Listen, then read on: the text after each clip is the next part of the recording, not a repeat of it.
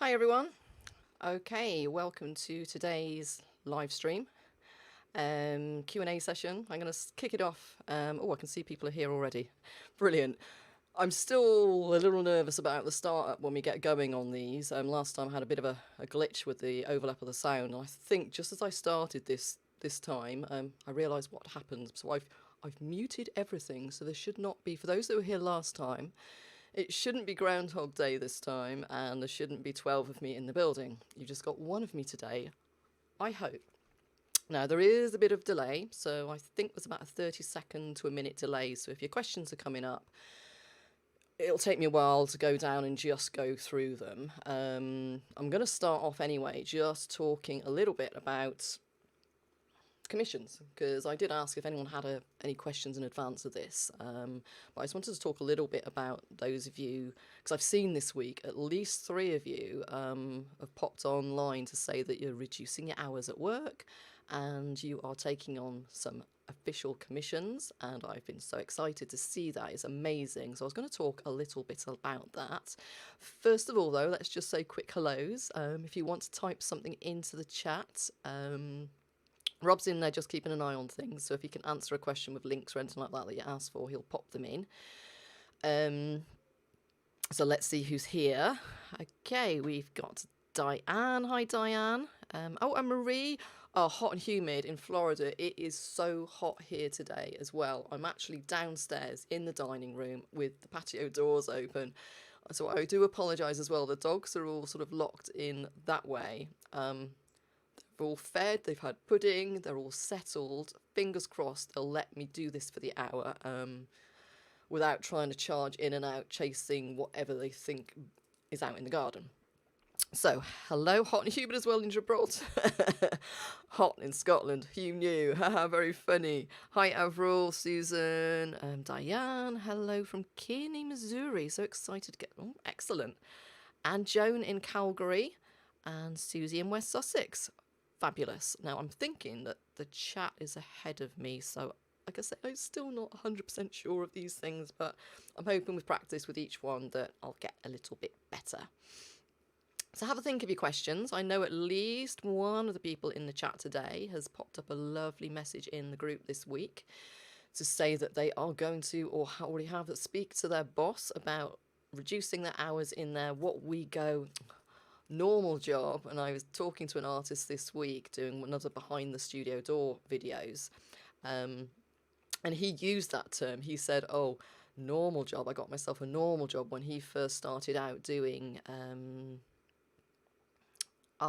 his art career. And I did giggle when he said it, and then I said to him afterwards, sort of like, oh my god, you did what we all do. And we say, oh, you know, we basically demean it almost, that art, being an artist can be a real job.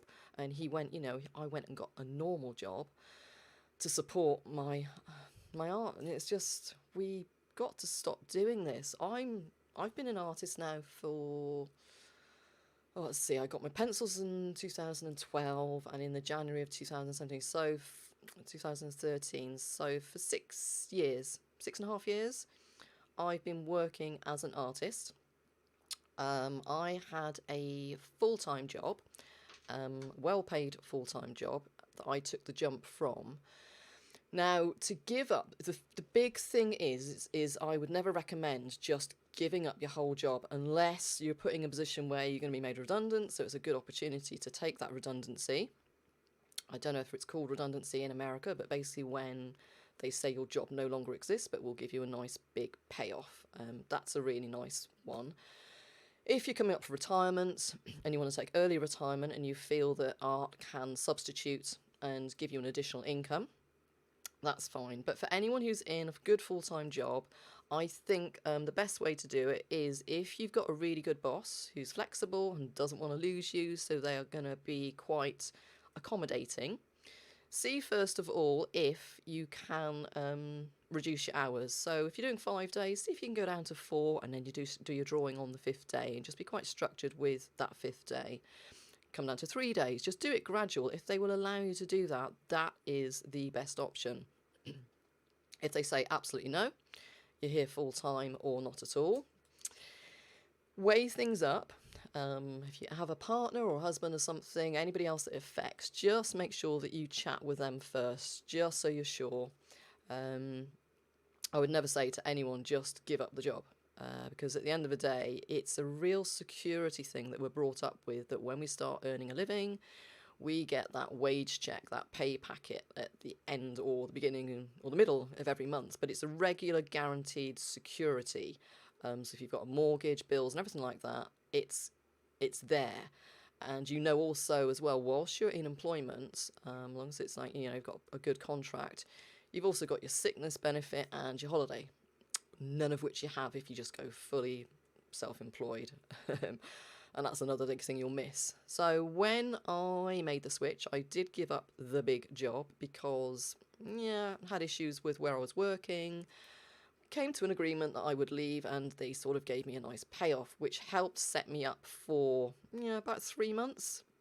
I had the support of my husband, regards sort of like the mortgage and everything. We knew everything could be covered. So because I'm just so scared to lose that pay packet and that regularity of having something to fall back on, that thing in my head, I went and got a part-time job to subsidise it and to give me some security, and also to make sure health-wise, so my mental health, I was getting out of the house. So I went and got a 2-day, I think it was 16 hours, so 2 days, and they were really flexible as well. They were so excited about what I was doing. This was a job with the Citizens Advice Bureau. And it was great because I could do all my admin. They put me on training packages as well, so I even advanced some of my admin skills. Built up my confidence, kept me healthy, because a couple of days, 2 or 3 days a week, I would go out and I would talk to people, be part of a team. So I didn't go from one complete to the other. And I kept that little job. I went up in hours when they needed me to, down in hours. I kept that little job for as long as I could. I think I kept it for 2 years whilst I started out. And I was really sad to give it up. And I was worried as well of like, ooh. But by that point, I was doing 7 days a week. The commissions were just ridiculous. I just could not keep up. And I had to let it go. So that would be my advice if you want to make that jump first of all. But it's got to be right for you. So I hope that all makes sense. Any questions you've got regarding any of this, just pop them in, and I'm going to keep an eye on it as we go through. And I should have just said, can everyone hear me okay? I've got the mic here. I think all the settings are good. Can you see and hear me okay? Just pop a yes in the chat. Hi Josephine, and hi Frank and Sandy and Susie in West Sussex. Overcast and cool for a change in North Carolina. Oh, I'm envious, Frank. We're so hot here. To be honest, if you'd still been in the UK, you would have been too hot to do anything. Okay, so that's the transition that I made from full-time to part-time. Starting out, I started out by doing a couple of drawings for me. Basically what I first did was, I thought I need to push myself. I signed up with the London Art College, who do a distance learning package. And I signed up for that. Brilliant, you can hear me. I might have been talking for 10 minutes and you couldn't hear me. So yeah, I signed up with the London Art College. They do a distance learning package for, I think it was pet portraits at the time. I think they've changed it. They do a colour pencil, distance learning. They do a few different things. And I've recommended that to a few people as well. Sad thing is, there was 5 modules to it. I started out with all good intentions, did the first 2 modules, got halfway through the third one, and they gave you 2 years to complete this diploma. I never finished it. I wish I had, but looking back, it gave me that kick. It gave me that guidance initially to get going, to get back into my drawing. All I did was, I think I drew like a jug, a big pot, reflections in graphite. I did a graphite dog portrait. I did a couple of graphite dog portraits on the subject, the projects they set me. And I was just getting to the colour work, and then I switched. I just didn't finish that next project. But I did read through all of the modules to see where they wanted me to go, and I felt that I was actually at the end project, which was to create a double dog portrait and put in a background and liaise with the client and things like that. I was already doing that anyway. So the awareness of reading through the whole diploma was great. A little bit of a regret I didn't finish it, and I've since seen others go on and finish it, and I've been really proud of them. I need to slow down. I'm going 100 miles an hour. And I'm surprising remembering most of the things from 6 years ago, and I can't remember yesterday. Um, so yeah, so I stuck my head out to do the diploma, and of course I signed up to do the Colour Pencil magazine's monthly challenges, which were really good. Again, if you make up your mindset that you're going to attempt each one, that's a good little thing to do, just again to increase your learning, keep your learning. I didn't go on any workshops. On social media at that time, there were none of these amazing groups. There was one group which I found called CPAL, Coloured Pencil Artist Lovers, and I'm still a member. I'm not quite as active, and I should be, because that's where I started out from. And there was other artists in there like Karen Hull, Alan Woolett, Julie Podolsky,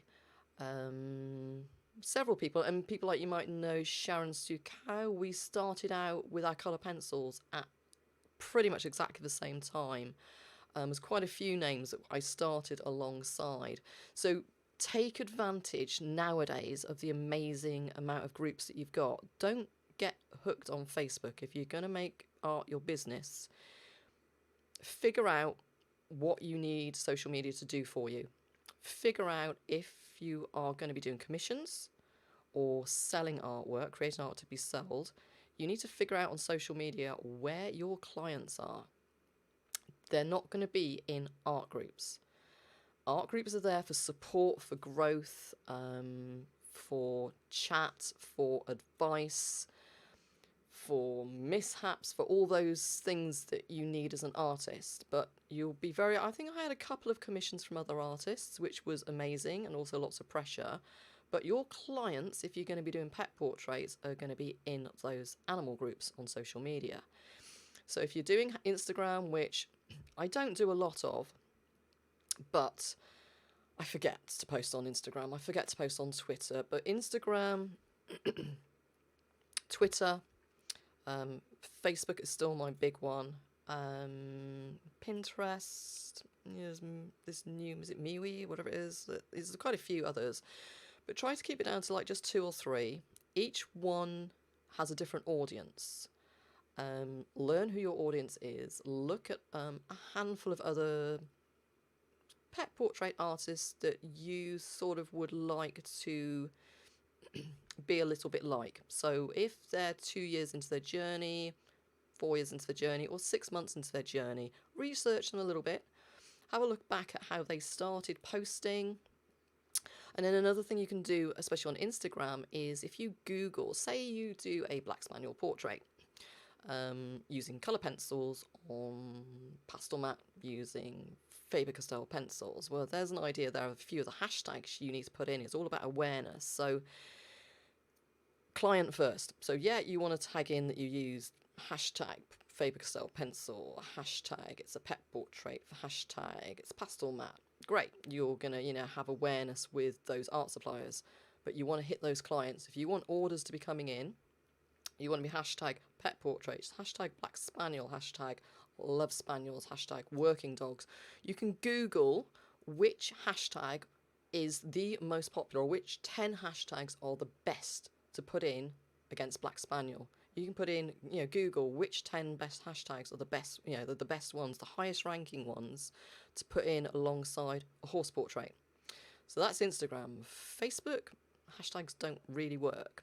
You can search on them, but it's not really up there on their algorithms and search and things. It's not that good. Facebook is still great for me.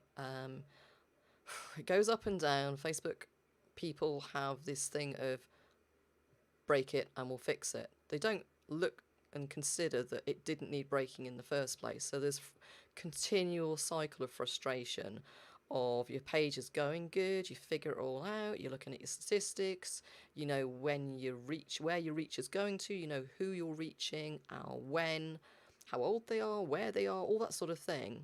You can follow, so you know who is following you and who's liking your work, and that's giving you a good idea then of where to aim your portraits at. So key thing is make sure you've got a Facebook page and an Instagram page, and you are posting your works in progress, you're posting your finished pieces, you're posting your clients with their finished pieces. Just look at other artists and see what works for them, and just don't copy them. I've got a real thing about don't copy.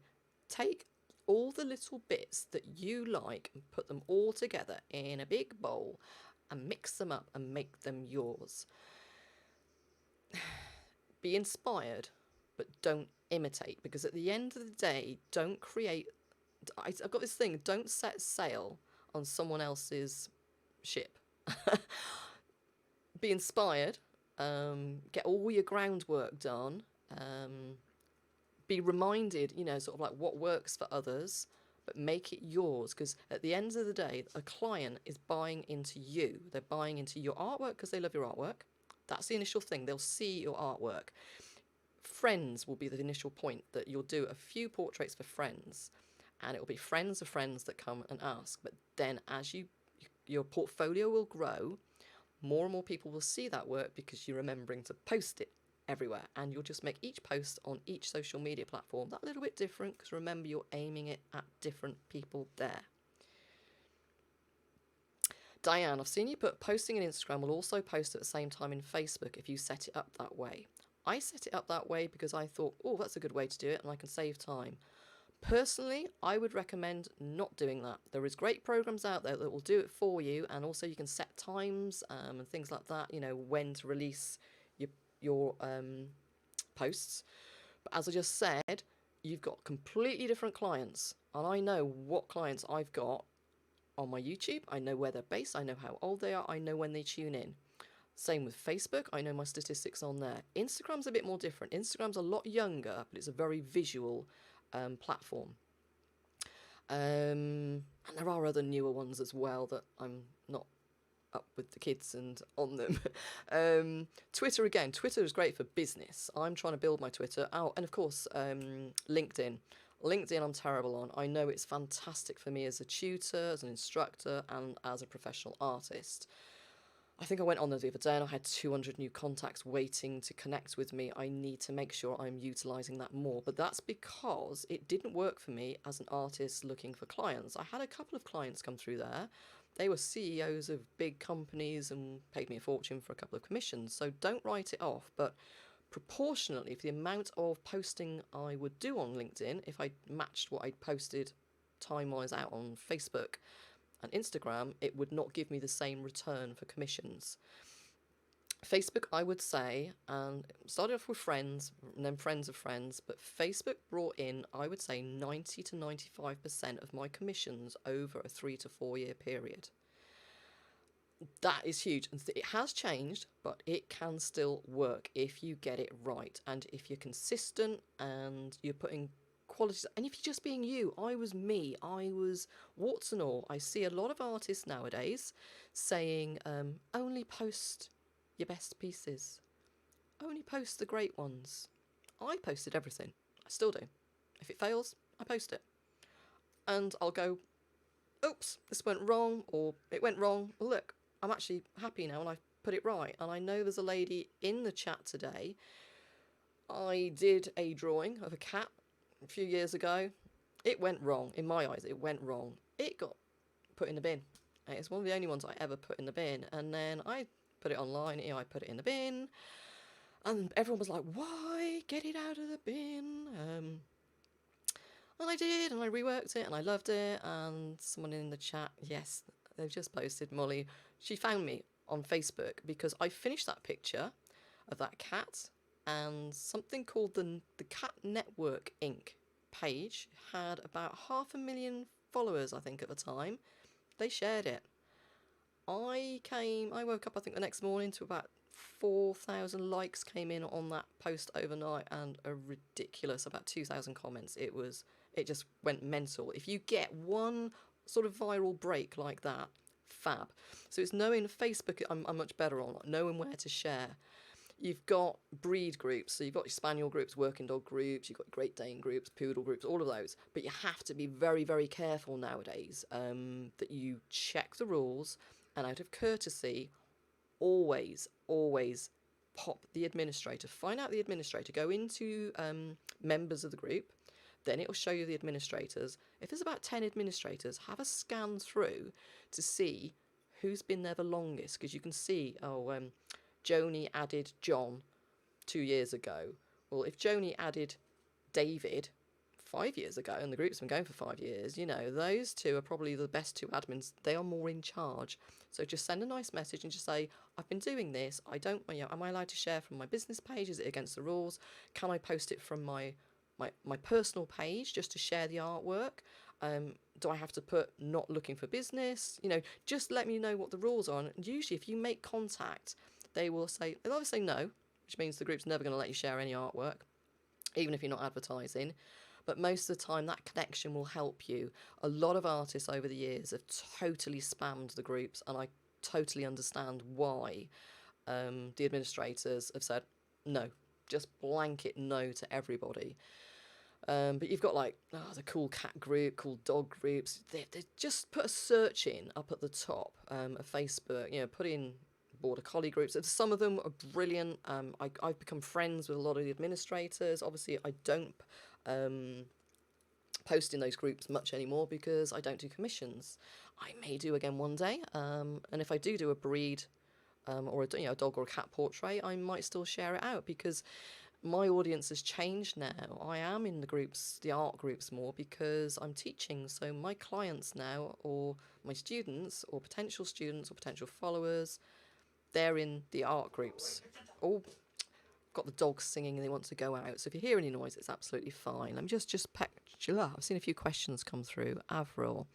Had people saying that piece X was one of my best pieces. I wasn't that pleased with it. You can never tell what people like. Avril, I would say, I don't know, in 6.5 years I've been drawing again. I know when I was doing commissions, let's say over 4 years, I did about 500 commissions. I could probably name the 6 commissions that I was happy with. I was never ever happy. Client loved them. It's fine. You're pleasing the client. You need to develop your own art. You need to make sure it's in your style. When you first start out, I've just got to stop and get a mouthful of drink and a breath. Because I'll forget. Okay, so when you first start out, you'll be afraid to say no to anything. You'll be afraid to say no to every request that comes in, regardless of if the reference photo is 1 inch square or the reference photo shows a black cat with a flashlight on and red devil eyes. You create yourself so much hard work, but you're afraid to say no. Because if you say no, it's like, oh, panic, I'm self-employed. I can't say no to earning money, regardless of how you earn the money. If you feel a little bit more confident up front, push for, better reference photos. It will come with time, regardless. But if you can just, take it on board, just go, have confidence to go back and say, just explain. With better, I can only draw what I can see.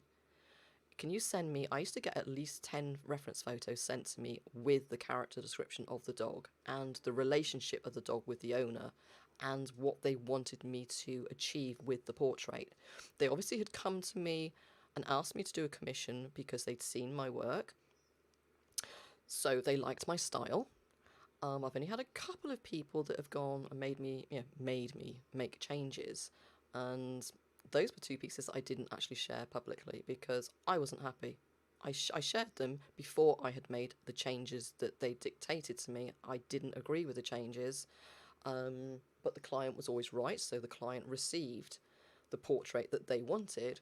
But as far as sharing that piece of artwork, it wasn't like I was sharing something bad that I'd made a mistake on. It was something that had been dictated to me and taken out of my control.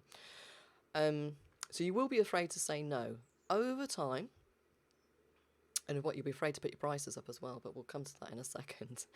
So yeah, the fact, Avril, that you're identifying that some of your pieces, it's not your best piece, that means that any flaws, anything that you saw wrong in that piece, you're going to work super hard on the next one because you've got a conscious level that you want to get that bit right. So you're going to push yourself on the next piece to get that little bit you weren't happy with on the previous one right in the next one.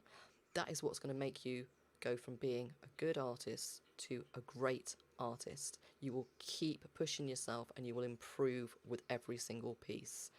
check the time, nearly half past. I was going to do half an hour talking and then hand it over to more questions.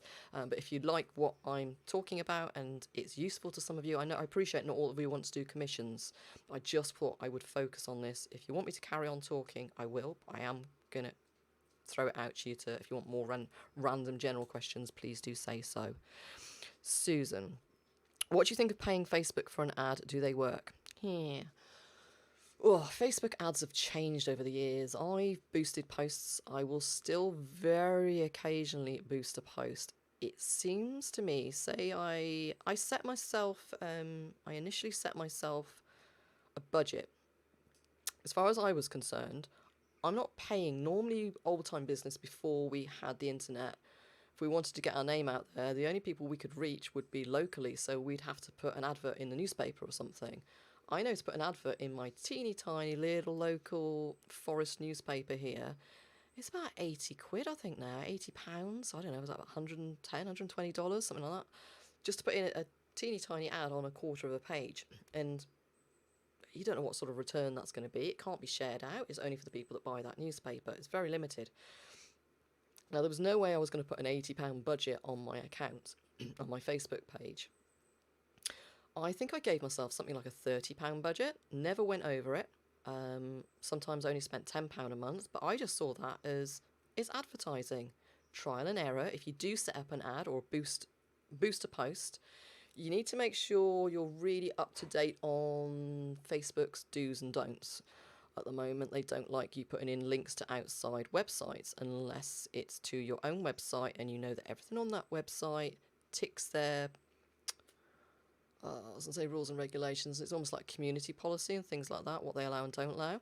If you link to an outside website on Facebook, it limits who can see your post. It goes down in the algorithms, down in who can view it. It's hit or miss, but as far as boosting one, plan it. If you know you're going to be working on an amazing commission, and you reach a point where you've taken a beautiful work in progress picture, so it shows the dog or let's say it's a dog portrait, the dog emerging. You've managed to capture a stunning work in progress picture. Make that the post that you boost, because people will see your hand there with a pencil creating. They'll see that it's a drawing, not just flick past it on their feed as a finished piece, thinking it's a photo because you've done that good a job. So think ahead of and almost plan it of right, I'm going to get this to this stage, and then almost pose for a picture, take the picture, that's going to be the one I'm going to boost. Keep the wording quite small, make sure there's no outside links, make it a positive post, just say, I'm loving this one so much, what do you think? Do you know what I mean? Just keep it positive and short and boost it. See how it goes. When you do a boost though, you need to set up an audience. You go into the settings of your boost. It's quite easy to do. You choose, it'll say to you otherwise, if you're trying to reach everyone, it's too big. And it could hit anybody. You might have reached 5,000 people that hate dogs because you haven't specified. And they might be in Timbuktu, you know what I mean? Because you haven't specified which country, what age group, what sex. I'd go for female. I think I've got mine at something like 25 to 75 in age. You can narrow that down if you want more. I choose countries: England, America, Canada, Australia. I think I put Europe. And then put in interests, so dogs, cats, animals, pets, horses, arts, just put in interest and it will come up with suggestions for you. And if you target your audience, you get a much better reach and a much better return. The best thing to do still, even though Facebook says you're not allowed to say, please share, is to get people to share. There's nothing to stop you asking on your personal page, look guys, my art page is struggling a little bit, do you mind all just jumping on and just comment on it? Liking a post doesn't do anything. Liking a post doesn't give much in the algorithms. Loving a post, Facebook loves it at the moment. If you love a post, they want super positive reactions. If you have a love within 2 seconds of posting a picture, if you hit the love button, doesn't matter if you've hit it, Facebook reads it that, wow, that's a super positive post, look at that quick reaction that someone loved it. It sounds really naff, but it's a fact and it works. So just get a few of it. I mean, say to us, come in the Facebook group and just say, hi guys, I need a bit of support today. I'm going to be posting something on my page. Do you all mind just coming over and just all loving it? And adding a comment. If you get a love, that's a whammy. If you get a love and a comment, that is a double whammy. And if you then go on and interact and have a conversation, all of these things are positives and they will push you further up in Facebook's preference, to show you in your followers. Those people that liked your page will show you in their feed, and then their friends will see it, and their friends will see it. And the other thing as well is obviously is getting a big viral share out on one of the pages or the groups, which I spoke about earlier. Please do ask questions. I'm looking. I can't see any questions. I hope. I can't even see how many are here. Rob, how many are in the group? You might have all gone to sleep and gone home. I don't know, and I could be talking to myself here. These are just things that I've learned over the years. I've spent a lot of time building my Facebook page, watching. I've been part of other groups, so I've, sort of Facebook business groups and things. So I've seen what's been coming up and looked at the warnings of things coming up, and I've tried to preempt them and been ahead and ready. So I'm not on catch up. There's a couple of times I've slacked off, and I have been on catch up, or it's caught me off guard when I've gone to do a boost and things like that, and I'm like, oh, everything's changed. Why is that changed? Why is my reach not quite working? And I've had to go back in and study things. So you can access your stats. I think you can do it on Instagram a little bit now. I just don't like the fact that Instagram and Facebook are linked. I've boosted twice on Instagram. No, 3 times. The first 2 never went through. Got in touch with them. They never got back to me. I super got in touch with them. They never got back to me. And then I just did a really simple boost recently, and it works, but not happy with it. Oh, one thing, if you boost a post on your Facebook page, make sure in the settings to untick the Instagram setting. It will automatically boost it on Instagram, but it won't put it on your Instagram feed. It'll be totally separate, means nothing. You get 10,000 likes, doesn't matter, because not one of them's actually following you on Instagram. So just make sure you untick that, and that way what you're paying for is going to be focused on what you've targeted on Facebook. I think that covers Facebook advertising. I'm not talking to myself. Thank you very much, Frank.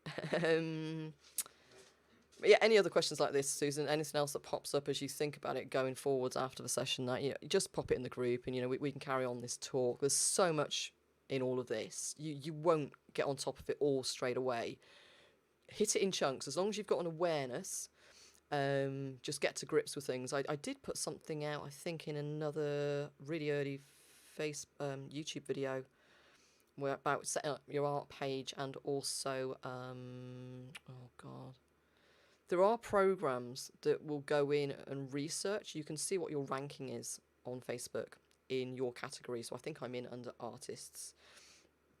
And you can see, it will tell you what you're doing well and what you're not doing well. So it might just say you're posting good content, you're responding well to questions, you're posting a good variety. So you're posting images, you're posting and asking questions. They like you to ask a question, that'll put you up the rankings. They like you to post the odd video, and if it's 5 minutes long, I think it goes up the rankings. If it's 3, I posted a 3-minute one the other day. Facebook didn't like it. It needs to be 5 minutes. And it also as well allow you then to search. It'll tell you where you are in the rankings. I think once I was something like, there was, I don't know, about 10,000 artists, and with artists, I'm up against pop artists. I didn't realise when I selected artists as my category on Facebook, I was up against those other media creators. So I was up against some famous artists, pop artists. But I got myself, by following the advice on this little program, I went from being something like 90-something out of the top 100. I got myself into the top 4 out of thousands, because I worked hard that week on fixing all the little things they told me to fix, as in posting at the right time, asking a question here, responding quickly to anyone who posted on my page. All those things push you up the rankings and make you more visible. I don't mean for this to sound complicated. Once you get your head around it and you get doing, it's just a regular thing. It's like, oh, I'll just check what my stats are today. Okay, I missed that one. I should have posted that. I could have scheduled that one. Could have responded a bit quicker. It becomes just the way you do things. Other than social media, what's the best way to reach new customers? Thank you, Marie. Depends where you are. Now, I live in the middle of nowhere. I thought when I first set up doing pet portraits that I was only going to have local clients, because it started off that way. It started off friends and then friends and relatives of friends, until my social media really got going. And I thought I'd need to go to dog shows, cat shows, horse shows.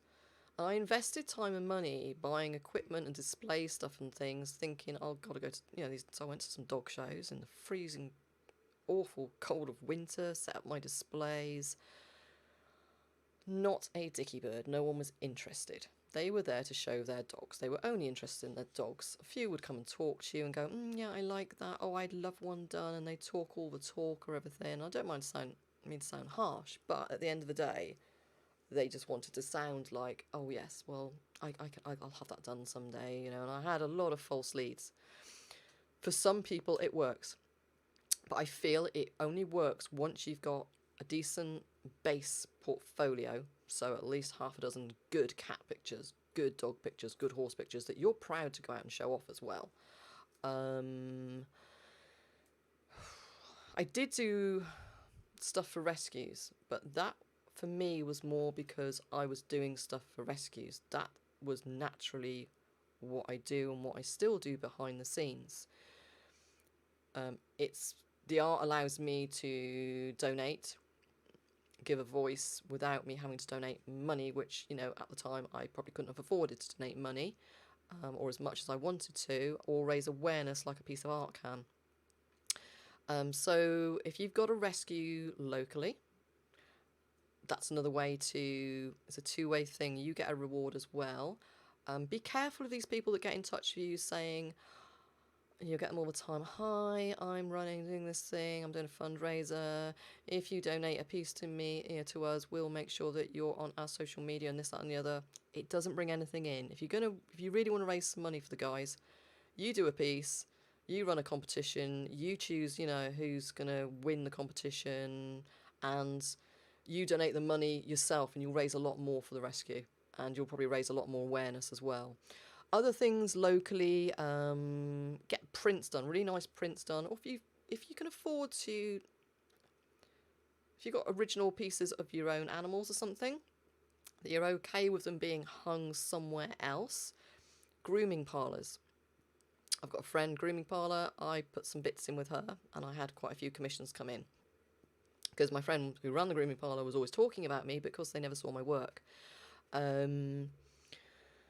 Grooming parlours, basically sort of, I think I put some stuff into as a local animal feed store as well. Again, it brought in some local business. I actually set up a stand a couple of times outside big local pet food suppliers. They let me, set up a big stand outside, and a lot of people coming and going. And even though I didn't get business on the day, they took my card and they went away, and I had commissions coming up to Christmas. And I said, I always say, ask as well, where do you find me? And they said, oh, you were outside, blah, blah, blah, that day. And I was like, oh, God, yeah, I remember now. So sometimes you'll go away from an event feeling really downhearted, and it happens to people that have been doing it for years as well. They might sell 2 cards, and it's cost them a fortune. They might have paid £100 for the store for the day, all that prep getting ready, and sold 2 cards. 6 months later, those people that took away your business card might come back, and sometimes they do, and you only need a couple of them to come back, and it's paid all of that time and that effort off. I didn't do a lot locally, but those are the ones that I would recommend. It depends on where you are. If you're in a big town with lots of outlets, rescue centres, go in and just like I say, see if you can go in, take photos, offer a piece. I had one I did. There was a dog. It was called a sticky dog. And it was for a rescue that I supported anyway. It wasn't getting rehomed, and I just said, look, it's not going to get the dog rehomed. I says, but just as a little additional bonus, just say, whoever adopts the dog, I'm going to do a portrait of that dog for them. So they'll have that as a memory. And then I also did a print and gave that to the rescue, so they both had a nice memory. But it raised awareness because they then did put that out on their social media page, and they had something like, 20,000 followers. So, but I didn't do it for that reason, but it can work for that as well. Diane, the program, I will need to go and look at it. I can't remember what it's called because it's so long since I've used it. There's 2 or 3. I think if you put in Facebook rankings program or something, but I will look it up and post it out in the group once I've found it. If I say the name off the top of my head, it'll probably be the wrong one, but I will find that for you. I have all Facebook, not at all with Instagram. You've made me feel this is the way to go. So I need my grandson to help me set this up. How sad is that? It's not sad at all, Susie. Honestly, I don't get Instagram. Things are always changing. I can't keep up. I'm trying to focus a little bit more on Twitter at the moment because I'm linking with businesses a lot more. Like Be Funky did their blog this week and they found me through Twitter. I get more support from Faber Castell on Twitter than I do anywhere else. I get support from Faber Castell USA. I'm on their radar more on Twitter, even though I maybe post twice a month. I need to up that. And also LinkedIn I need to focus on. But that's because I'm looking for teaching venues and things like that now. But stick to your Facebook page. Make your Facebook page, if that's what you're comfy with, make that your focal point. Instagram, just get going on it. You should have a backlog of pictures anyway from your Facebook that you can start putting on Instagram. Instagram, you can post a lot more. The more you post, the more consistent you are, the more your following will grow. Mine was growing at 100 new followers a week, every week, until the last week of June. And this has been every week for months. And I thought, okay, I'll hit 20,000 by the first week of July. All of a sudden, even though, and someone has said there is a fault to Instagram with some of this, all of a sudden, I've only had 100 likes in 5 weeks. Not got a clue. I don't trust the numbers. Don't focus on the numbers. Do not focus on the numbers. Do not focus on how many likes you get, how many shares you get, all that sort of thing. At the beginning, just start getting your content out there. That is the important thing. And then when people do find something that they like and come across you, they'll take the time to go back down through your previous posts and you'll get likes on all of those. And a few people do that and it'll start lifting you up. But don't panic that you've got to learn something new. Instagram's quite straightforward. I just find it a pain because I have to do mine on my phone. And if I take my glasses off, I now struggle to see anything on my phone. And that's happened in the last year or so. I'm really struggling to see and read. So I find a lot of the time I feel quite rude sometimes as well for not replying to people on Instagram. It's because I've not got my glasses on, I've got my phone with me and I can't see. And autocorrect just makes me sound like I'm writing gobbledygook. And I don't want to be writing gobbledygook or misspelling things to people either. Cat Busby, a website for your work worth doing. Yes. You need somewhere to direct your clients to. Even if it's just a single page landing page with your name on, piece of your art, a little bit about you, and then you scroll down and there's a price list, a price guide, I should say. Yes, Molly, Vets is another one. That's one I thought I'd mentioned, but I hadn't. That's another one. Anywhere that's animals based, if you're doing animal portraits, anywhere that you can think of. Equine, sort of places, equine schools, anything like that really. Anywhere where there's going to be people that love animals on a regular basis. So definitely a website. You can get free websites. I think like Wix, there's quite a few of them you can set up on initially just to get yourself something on there. And it makes it look more professional because the first thing they'll say is, where's your website? Where can I see your work? Is it on your website? Not everyone's on Facebook. A lot of people are not on Facebook. And those that come through to you, like I say, not through Facebook, you want to be careful. Like I say, so if you get a pitch locally, you give them a business card, they come, they want a commission. They won't know you or your work as much as your Facebook clients will or your social media clients because they don't watch your works in progress and that. So you might need to communicate and work a little bit harder on those ones that come to you via just because they want a pet portrait and they heard that you do it. So make sure they understand what they're getting and you give them works in progress shots and that as well. Oh, it's 7:15. We've only got 15 minutes left, so I hope this is okay. Veterinary offices, brilliant. If you get on with them, and as I say, if you have a show in vet offices, it's a brilliant idea, Doris. If you can let them, speak to them, if they've got a chain of veterinary stores as well, you might be able to put work in and move them around. At the moment, I don't have originals, but all my prints I get put onto canvases, and we've got a local raw feeding supplies place. It's quite big. I think I've got about 20 giant canvases in there. The trouble is, I get asked a lot then by the clients, can you do commission portraits? And of course, I don't do them. I do refer people on to other artists that I know. Hoping to include a couple of you guys in that list as well to be referring people on to. But yeah, veterinary office would be great, especially if you say you get on well with them, and you can. It's almost like you can almost say it's got your own little solo show in there as well. So you're having an exhibition. So there's lots of potential there. Have I posted another Be Funky video I missed about setting up black and white original photo adjusted photo changing the middle of the grid photos to your working process? Yeah, that was quite an oldie one, Doris. I can see if I can find the link and pop it in. I don't know if the chat works after. Maybe Rob can advise me if the chat works. Maybe I can pop it into the comments here. Once the video's ended, I can find the link for that video, Doris, and pop it into the comments. So it won't go into the chat, it'll go into the comments below the actual video. So once the video's processed, it'll take a few hours for YouTube to process this video, but it'll be available for playback. But you should still, I think, be able to see the comments. If not, by tomorrow you should be able to see the comments. But there is definitely one on there. I think it's just called using Be Funky editing. I think there's a couple on. One's a comparison one, and one's like prepping your piece.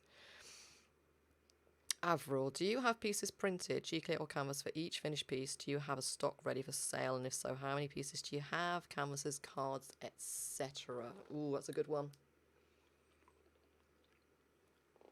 And this is definitely one, do as I say, not as I did.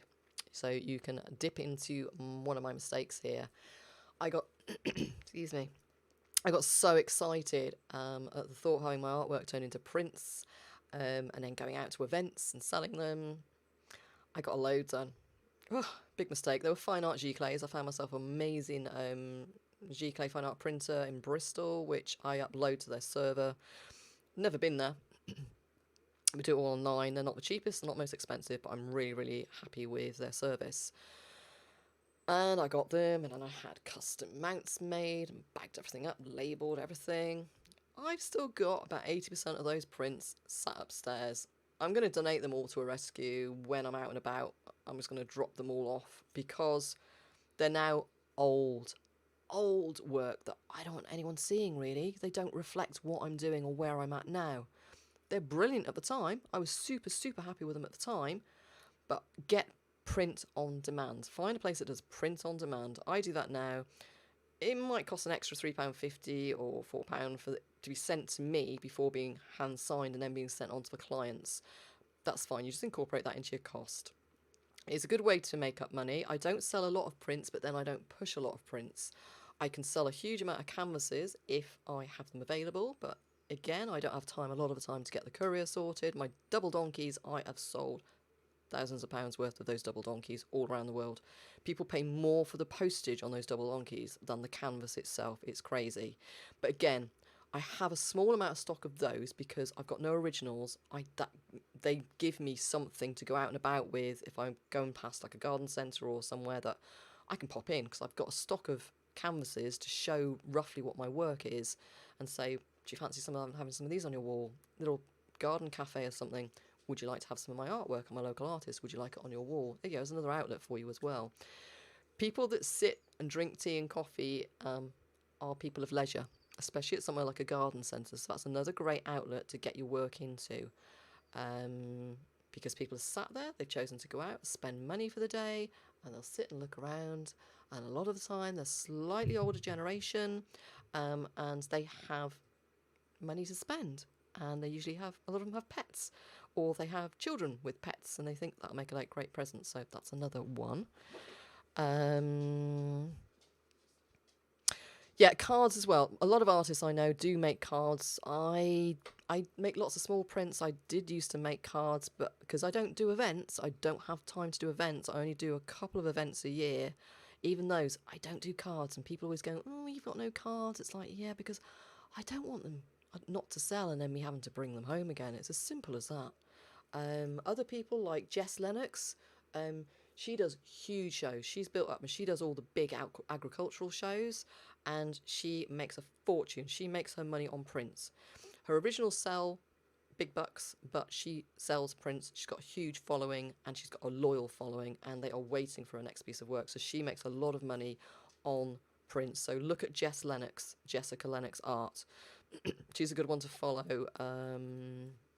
Rachel Noble as well. She did a lot of prints. I just never went really down that line. That first little thing was like, oh, do you know what? I just don't want to be stuck with it. If people ask me for prints, I will sort them. It's not something that I push, to be honest. And maybe I should, but I haven't got time. So just balance it up, and don't. I had someone else recently was doing a big show, invested literally, I think, over £1,000 in all their G-Clay prints, mounted them all the time they spent mounting, bagging, labelling. 2 days before the show, their stand was cancelled. They are now stuck, and it was a very specific show. They can't sell those prints anywhere else apart from another show that specific. It's a risk, but just weigh it up. Yes, Kat, WordPress, whole new learning curve, especially when they start up. I created one on WordPress and I was so like, oh my God, I'm technical genius. I've managed to create a website all on my own. And then they do the updates and, make sure if you can learn how to back up your site. You've got a backup on there, because a couple of times I lost everything. So make sure that when you're setting it up, you've got a nice backup, so that if something goes wrong, you can go back to the week before any updates or anything was made, and you've still got all of your data and your good skeleton in there. A couple of prints, but they've been really good. That is fantastic. Well, I seem to have talked a lot. I know we've had a lot of questions coming in. So we've got about 10 minutes left before we round things up. I hope that has covered a lot. Oh, there was one thing. I remember these are getting made whether I do local business or not.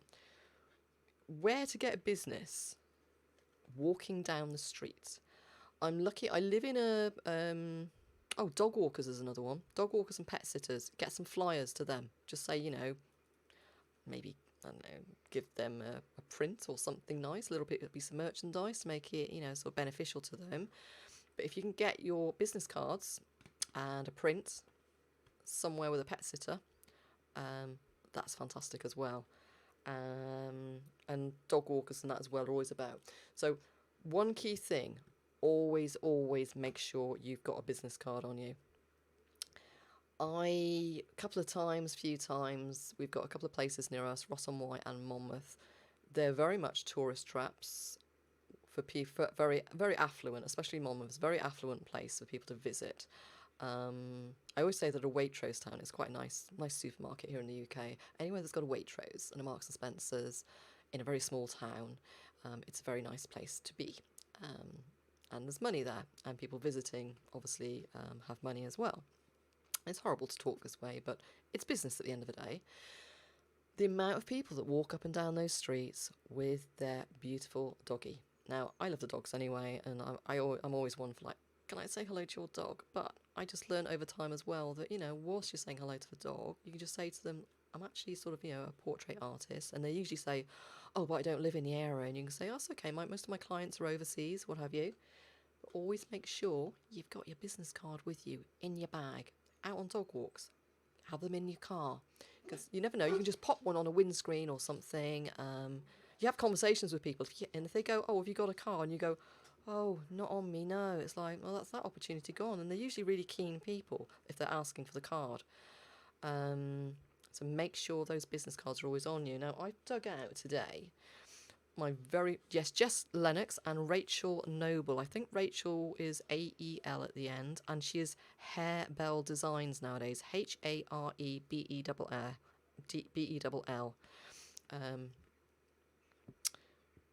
Give 2 cards at a time, and that's it as well. And also, when you send out prints, put on originals, anything like that, make sure you put in at least 3 cards, because then they can give them to a couple of friends. So this was the very first. I was over the moon when I first did this card. Hopefully you can see it. Let me just page up to see what you can see Oh, it's not going to show up yet. But this is the very first business card that I had done. And these were like some of my very first pieces of art, and I thought they were amazing at the time. And then I had some stuff put on the back saying Animal Art by Law, Pet Portraits, Wildlife Art by Lisa Ann Watkins, a little bit about me, works available, and it was in the teeniest, tiniest writing. You can't even really read it nowadays either. It's terrible. Made the mistake of putting my mobile phone number on there. I never give out my phone number anymore. I don't want people phoning me.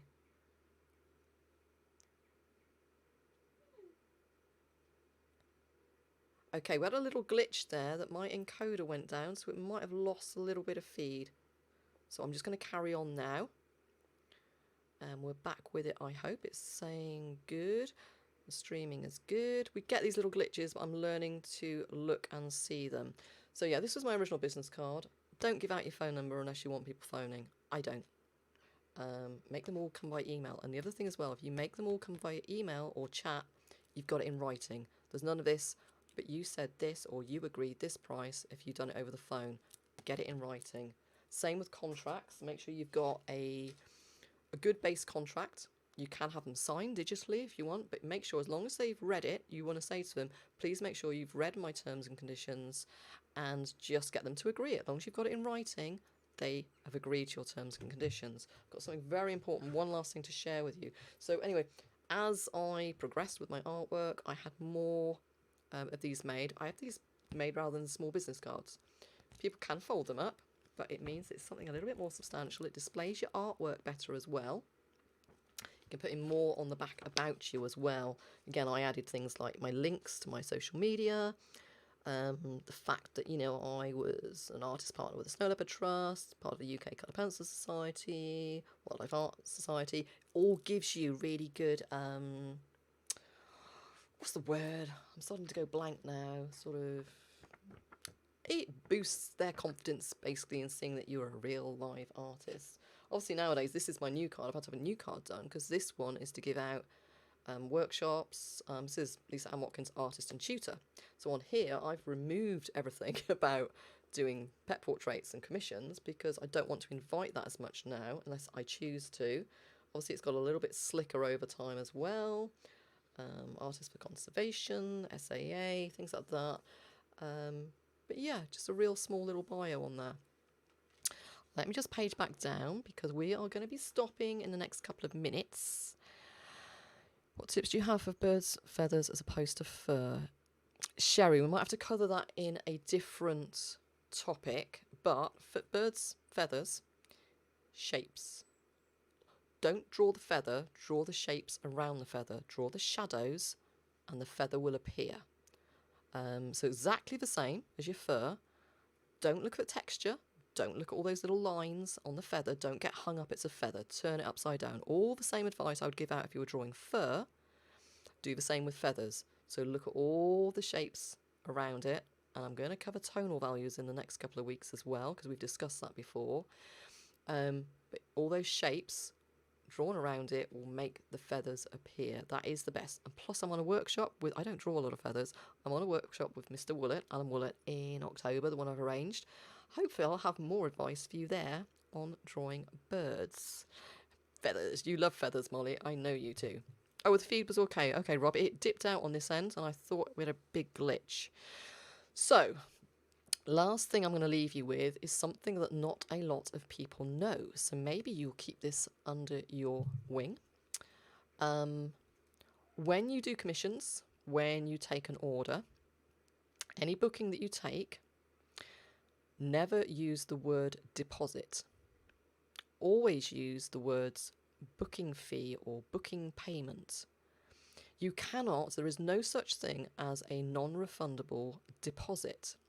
This comes about basically, deposits were taken on things like weddings. Weddings cost a fortune, so people would put down something like a £10,000 deposit. Then something would go wrong and it would be cancelled and they were told, that's a non-refundable deposit.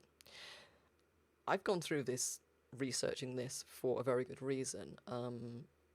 So the law, basically something went to court and it was all changed so that now the word deposit shouldn't really be used. But I see 99% of portrait artists out there saying, take a deposit. I take a 50% non-refundable deposit. that client can get that money back. Doesn't matter what you've got in your terms and conditions, doesn't matter what they've agreed to, because I've had my deposit returned. The worst one is via PayPal, and if that client is in another country.